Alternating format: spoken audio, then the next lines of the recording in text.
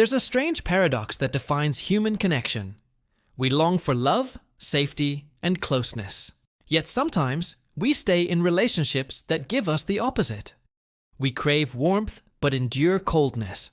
We seek peace, but live in chaos. We know something is wrong, yet we can't seem to walk away. This is the psychology of toxic relationships. Not just the study of why they hurt, but why they hold us captive. Because toxicity in relationships isn't only about bad behavior. It's about the invisible forces in the human mind that tie pain to attachment. A toxic relationship is not always obvious at first. It rarely begins with cruelty. It often starts with charm, attention, and intense connection. In psychology, this is called love bombing, an early phase where one partner showers the other with affection, validation, and excitement. It feels like destiny. The nervous system becomes addicted to that high, confusing intensity with intimacy. But over time, the mask slips. The warmth becomes conditional. The affection turns into control, and the once loving person becomes unpredictable. Sometimes kind, sometimes cruel. This inconsistency is what traps us. Psychologists call it intermittent reinforcement. When good and bad behavior alternate unpredictably, the brain releases dopamine in anticipation of reward. It's the same mechanism that makes gambling addictive. You never know when you'll win, so you keep playing. In toxic relationships, love becomes the prize you're always trying to earn back. You forget that love shouldn't be earned at all. The cycle of emotional highs and lows wires dependency into your nervous system until chaos begins to feel like love. Carl Jung wrote that, "Until you make the unconscious conscious, it will direct your life and you will call it fate." Many people who find themselves in toxic dynamics are not weak. They are unaware of the unconscious patterns guiding their choices. Often, these patterns trace back to childhood. The human mind builds its definition of love during early years. If love was inconsistent, conditional, or tied to approval, the adult psyche will unconsciously seek the same. The child who had to please to be loved becomes the adult who confuses love with struggle. The familiarity of pain feels safer than the uncertainty of peace. This is called repetition compulsion. The psyche tries to recreate unresolved emotional wounds, hoping to finally master or fix them. So, the person unconsciously attracts relationships that replay old trauma, not because they enjoy pain, but because the mind is searching for resolution. You keep choosing the same type of partner, thinking this time it will be different. But without awareness, the pattern repeats. Jung would say the shadow, the unconscious side of the self, is running the show. The toxicity of such relationships isn't just emotional, it's physiological. Chronic stress floods the body with cortisol and adrenaline. The constant state of hypervigilance rewires the nervous system for survival, not connection. Your body begins to anticipate conflict, even in calm moments. Over time, you lose the ability to relax around the person you love.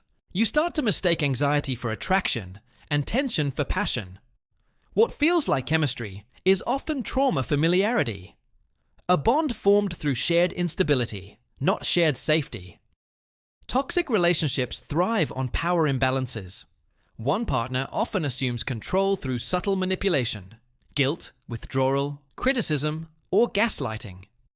Gaslighting in particular is one of the most damaging forms of emotional abuse. It distorts your perception of reality. When you express pain, the toxic partner dismisses it. You're overreacting. That never happened. You're too sensitive. Over time, you begin to question your own memory, judgment, and sanity. The more you doubt yourself, the easier you are to control. Gaslighting erodes self-trust, and self-trust is the foundation of freedom. There's also the issue of projection. Jung explained that in every relationship, we project parts of ourselves, both light and shadow, onto the other person. We see in them what we unconsciously repress in ourselves. In toxic dynamics, this projection becomes dangerous. The controlling partner may project their own insecurity onto you, accusing you of the very things they secretly fear in themselves. And the empathic partner often projects their goodness, seeing potential instead of reality. You end up loving who they could be, not who they are. Projection becomes the glue that binds fantasy to dysfunction. Many toxic partners also exhibit traits of narcissism or borderline tendencies, oscillating between idealization and devaluation. One moment, you're their entire world. The next, you're worthless. This emotional whiplash destabilizes the psyche. It's known as splitting, the inability to integrate both the good and bad in a person. To them, people are either perfect or terrible. There's no middle ground. And you, caught in their inner chaos, keep trying to prove you're good again, worthy again, lovable again. That struggle keeps the dynamic alive. But what's equally important to understand is why you stay. Why intelligent, compassionate people endure what they know is unhealthy.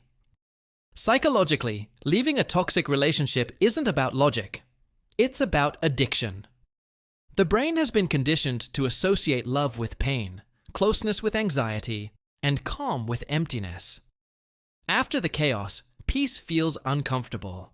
You begin to crave the very person who hurts you, because they also soothe the pain they cause. This is called trauma bonding, a cycle where abuse and affection coexist so tightly that they become indistinguishable. Breaking it feels like withdrawal. There's also fear, not just of loneliness, but of identity loss. In long toxic relationships, the self becomes blurred. You adapt to survive, silencing your own needs, adjusting your emotions to keep the peace. Over time, you forget who you were before the relationship. Your sense of worth becomes externalized, defined by their moods, their approval, their validation. Leaving feels like death because the ego has fused with the relationship. Jung described this as a loss of individuation. The self disappears into the collective identity of the relationship, even if that relationship is destructive. Healing from such dynamics begins with awareness, not of the other person, but of yourself. The hardest truth is that you cannot change them, only yourself. You can only stop participating in the pattern. And that requires confronting the unconscious parts of you that tolerate disrespect in the name of love. This isn't self-blame, it's self-liberation. You begin to ask, what part of me believes this is normal? What early wound am I trying to rewrite? When you trace the thread backward, you find the origin, not in romance, but in childhood. That's where the healing begins. Boundaries are the medicine for toxicity, but they often feel terrifying to set, because boundaries threaten the control structure that sustains the relationship. The toxic partner may react with anger, guilt, or withdrawal. They'll accuse you of selfishness or cruelty, but that's because they've benefited from your lack of boundaries. Healthy love respects space. Toxic love invades it. When you reclaim your limits, you reclaim your identity. You begin to rediscover where you end, and the other person begins. And that separation, painful as it feels, is the beginning of freedom. Psychologically, detaching from a toxic bond triggers grief. Not just for the person, but for the illusion. You grieve the fantasy of what you hoped the relationship could be. You mourn the version of yourself that tolerated mistreatment to feel loved. This grief is sacred. It's the psyche releasing what it no longer needs. Jung said that suffering is not an obstacle to growth. It is the path to it. The pain of letting go is the fire that burns away the illusion of control. Through that fire, the authentic self is reborn. People often ask, can toxic relationships change? The answer lies in awareness and willingness, on both sides.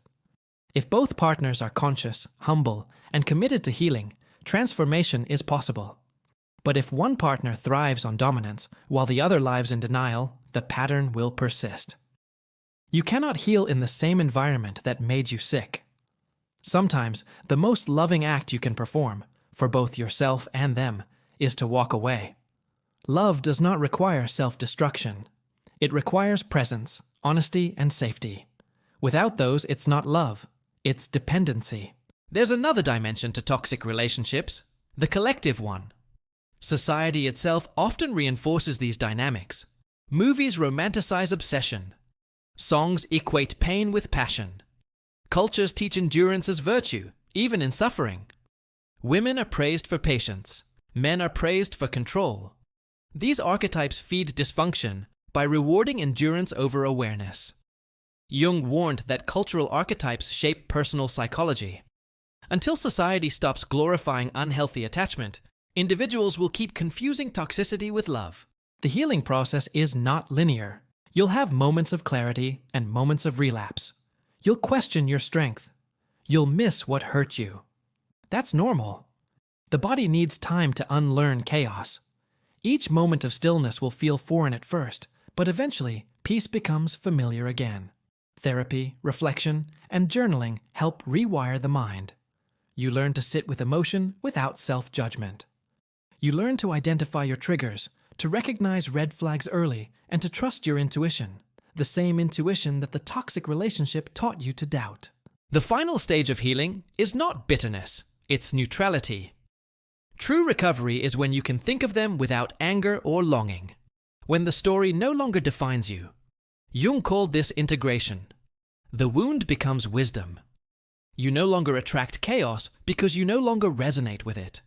You begin to crave peace, not because you're tired, but because you're whole. And in that wholeness, healthy love finally becomes possible. Toxic relationships are not the end of love. They are its distorted beginning. They teach us where our boundaries end and where our worth begins. They reveal the parts of ourselves we've abandoned and force us to reclaim them. They are painful, yes, but they are also portals. Portals through which the unconscious becomes conscious and the false self dissolves. Jung believed that every descent into darkness carries a light at its center. When you emerge from toxicity, you don't just heal a relationship. You evolve as a person. So if you've ever found yourself stuck in a relationship that drains you, confuses you, or makes you feel small, remember this. Awareness is the exit. Not anger, not revenge, but awareness. Once you see the pattern, it loses power. Once you understand your worth, manipulation fails. And once you return to yourself, the love you were chasing outside becomes something you carry within. Because in the end, toxic relationships are not about love at all. They are about awakening. Awakening to the difference between attachment and connection, control and care, illusion and truth. The pain was the teacher. The lesson was freedom. And the moment you learn it, the toxicity loses its hold forever.